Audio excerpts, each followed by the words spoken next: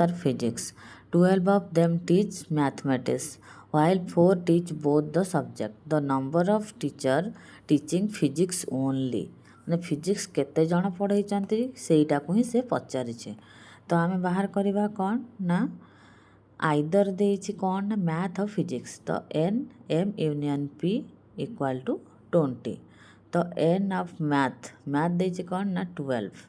N of M intersection P देइछि कौन ना 4। तो हमको एन ऑफ पी बाहर करवार अच्छे। तो आम फॉर्मूला कौन पकेबा ना N of M union P equal to N of M plus N of P minus N of M intersection P.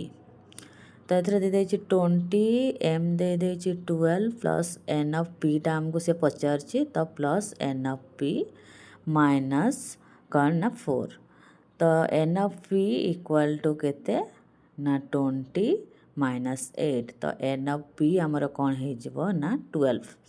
तो ओनली फिजिक्स पचारछि तो only P equal to N of P minus N of M intersection P. N of P बाहर 12 minus 4 equal to 8। तो only physics पढ़ेबे 8 जन। Video भल